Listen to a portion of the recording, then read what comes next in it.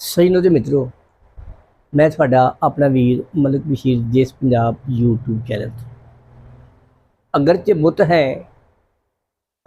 बुत है जमात की आस्तीनों में, मुझे है हुक्म अज़ां ला इलाहा इल्लल्लाह।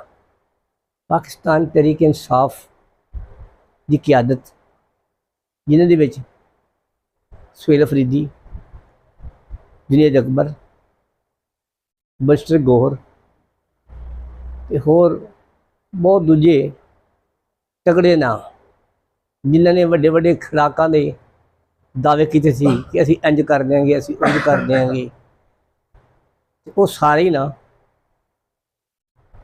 चुप करके एक पासे हो के बह गए ते वर्करां नूं ट्रक की बत्ती के पिछे लाता ते उस ट्रक की बत्ती के पिछे लाया जिहड़ा खलोता वा। इस गलबात नूं अगे वधांदे होए आपां अलीमा खान ने कई दफ़ा नाराज़गी का इजहार भी किया वा ते उहदा प्रचार भी किया वा। इस गल तो बाद पाकिस्तान तहरीक इंसाफ का सोशल मीडिया ते वर्कर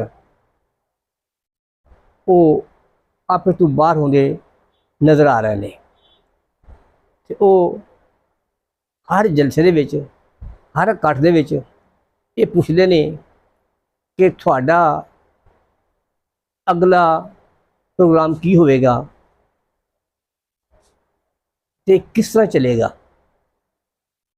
ते चलदा नज़र आएगा या रुकिया नज़र आएगा। खैर हुण वर्कर इंतज़ार दीयां घड़ियां खत्म करन दे मूड दे विच आ। वर्कर मज़ीद इंतज़ार करन तो इनकारी होंदे नज़र आ रहे हैं ते वो पुछ रहे हैं कि खान साहब की रिहाई कदों होवेगी ते तुसी की प्रोग्राम आवाम नूं दिओगे।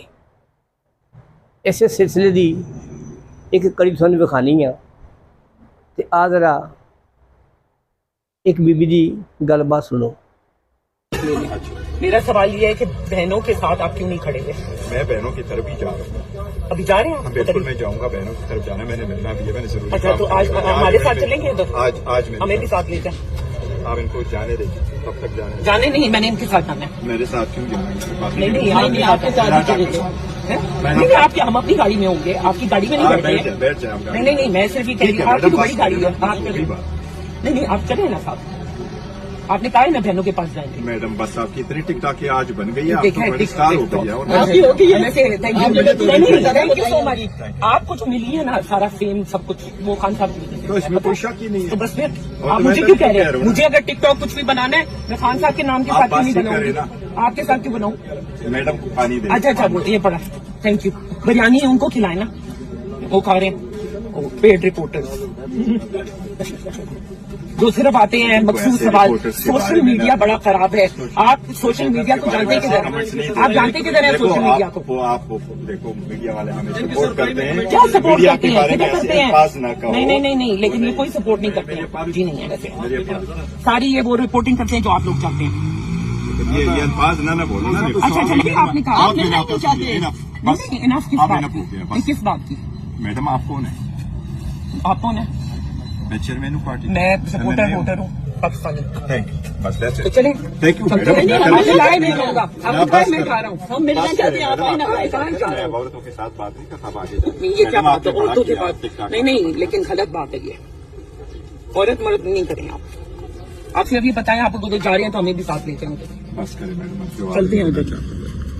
नहीं क्यों आप कह रहे हैं ऐसे? हम आज बनाएंगे, यहाँ नहीं बन सकती। नहीं चलें अभी, अगर आप जा रहे हैं तो हम भी चलते हैं साथ। पिछले दिहाड़िया सुलेमान अकरम राजा ने जी गलबात की, वो तो ये पता चलता सी कि ਇਹਦੀ ਧੌਣ ਦੇ ਵਿੱਚ ਸਰੀਆ ਹੋਇਆ। ਤੇ ਪਬਲਿਕ ਤੇ ਪਾਕਿਸਤਾਨ ਤਹਿਰੀਕ ਇਨਸਾਫ ਦੇ ਵਰਕਰਾਂ ਨੇ ਇਹ ਬਿਲਕੁਲ ਜ਼ਿਆਦਾ ਲਾ ਲਿੱਤਾ ਸੀ ਕਿ ਇਹ ਵਿਕਟ ਦੇ ਦੋਨੋਂ ਪਾਸਿਓਂ ਖੇਡ ਰਹੇ ਨੇ। ਸਲਮਾਨ ਕਰਮ ਰਾਜਾ, ਬਰਿਸਟਰ ਗੋਹਰ, ਜੁਨੇਦ ਅਕਬਰ, ਸੁਹੇਲ ਅਫਰੀਦੀ ਤੇ ਹੋਰ ਦੂਜੇ ਕਿਆਦਤ ਦੇ ਸਿਰ ਕੱਢਵੇਂ ਲੀਡਰ ਫਿਰ ਵੀ ਪਾਕਿਸਤਾਨ ਤਹਿਰੀਕ ਇਨਸਾਫ ਦੇ ਸੋਸ਼ਲ ਮੀਡੀਆ ਨੇ ਸੁਲੇਮਾਨ ਅਕਰਮ ਰਾਜਾ ਦੀ ਤੇ ਖਿਲਾਫ ਵਾਵਾ ਲਿੱਤੀ ਤੇ ਇਹਦੀ ਮਿੱਟੀ ਝਾੜੀ। ਉਹ ਦਿਨ ਦੂਰ ਨਹੀਂ ਜਦੋਂ ਇਨਸ਼ਾਅੱਲਾ ਇਮਰਾਨ ਖਾਨ ਸੁਰਖਰੂ ਹੋ ਕੇ ਜੇਲ੍ਹ ਦੇ ਵਿੱਚੋਂ ਬਾਹਰ ਆਏਗਾ ਤੇ ਆਂਦੇ ਹੀ ਉਹਨੇ ਕਦਮ ਰੱਖਣਾ ਵਾ ਤੇ ਇਸ ਸਿਸਟਮ ਦਾ ਫਲਾਪ ਹੋ ਜਾਣਾ ਵਾ ਤੇ ਫਿਰ ਖੋਟਿਆਂ ਤੇ ਖਰਿਆਂ ਦਾ ਪਤਾ ਲੱਗਣਾ ਵਾ ਕਿ ਪਾਰਟੀ ਨਾਲ, ਪਾਰਟੀ ਦੇ ਵਰਕਰਾਂ ਨਾਲ ਤੇ ਇਮਰਾਨ ਖਾਨ ਦੀਆਂ ਭੈਣਾਂ ਦੇ ਨਾਲ ਔਖੇ ਵੇਲੇ ਕੌਣ ਕੌਣ ਖਲੋਤਾ ਵਾ ਤੇ ਕਿੰਨੇ ਕਿੰਨੇ ਸਾਥ ਦਿੱਤਾ ਵਾ। ਇਹ ਹੁਣ ਸੋਸ਼ਲ ਮੀਡੀਆ ਤੇ ਪਾਕਿਸਤਾਨ ਦੇ ਤਰੀਕੇ ਇਨਸਾਫ ਦੇ ਵਰਕਰਾਂ ਨੇ ਬਹੁਤ ਗੁੱਸੇ ਦਾ ਤੇ ਜਜ਼ਬੇ ਦਾ ਇਜ਼ਹਾਰ ਕਰ ਰਹੇ ਨੇ। ਜਿਹੜੀ ਕਿਆਦਤ ਹੈ ਉਹ ਹੁਣ ਜਾਂ ਤੇ ਸਿੱਧੇ ਰਾਹ 'ਤੇ ਆ ਜਾਏਗੀ ਤੇ ਜਾਂ ਫਿਰ ਸਾਥ ਛੋੜ ਕੇ ਚਲੀ ਜਾਏਗੀ। ਇਹ ਹੁਣ ਵਾਜ਼ਿਹ ਨਜ਼ਰ ਆ ਰਿਹਾ ਵਾ। ਪਾਕਿਸਤਾਨ ਦਾ ਇੱਕ ਰੋਸ਼ਨ ਸਿਤਾਰਾ ਇਮਰਾਨ ਖਾਨ ਹੈ ਤੇ ਦੁਨੀਆ ਹੈਰਾਨ ਹੈ ਕਿ ਐਡਾ ਵੱਡਾ ਪਾਪੂਲਰ ਲੀਡਰ ਹੁਣ ਤੱਕ ਜੇਲ੍ਹ ਦੇ ਵਿੱਚ ਕਿਉਂ ਹੈ। ਉਹਦੀ ਵਜ੍ਹਾ ਹੈ ਕਿ ਪਾਕਿਸਤਾਨ ਤਹਿਰੀਕ ਇਨਸਾਫ ਦੀ ਜਿਹੜੀ ਕਿਆਦਤ ਹੈ ਨਾ ਉਹ ਦੋਗਲੇਪਨ ਦਾ ਮੁਜ਼ਾਹਰਾ ਕਰ ਰਹੀ ਹੈ ਤੇ ਹੁਣ ਜ਼ਿਆਦਾ ਦੇਰ ਤੱਕ ਲੋਕ ਬਰਦਾਸ਼ਤ ਨਹੀਂ ਕਰਨਗੇ। ਲੋਕ ਸੜਕਾਂ 'ਤੇ ਆਉਣਗੇ ਤੇ ਫਿਰ ਫੈਸਲਾ ਹੋਵੇਗਾ ਸੜਕਾਂ 'ਤੇ। ਇਮਰਾਨ ਖਾਨ ਰਹਾ ਹੋਵੇਗਾ। ਹਕੀਕੀ ਆਜ਼ਾਦੀ, ਹਕੀਕੀ ਜਮਹੂਰੀਅਤ ਤੇ ਅਦਲੀਆ ਦੀ ਆਜ਼ਾਦੀ ਹੋਵੇਗੀ। ਜਿਵੇਂ ਜਿਵੇਂ ਪਾਕਿਸਤਾਨ, ਜਿਵੇਂ ਸੋਹਣਾ ਦੇਸ਼ ਪੰਜਾਬ।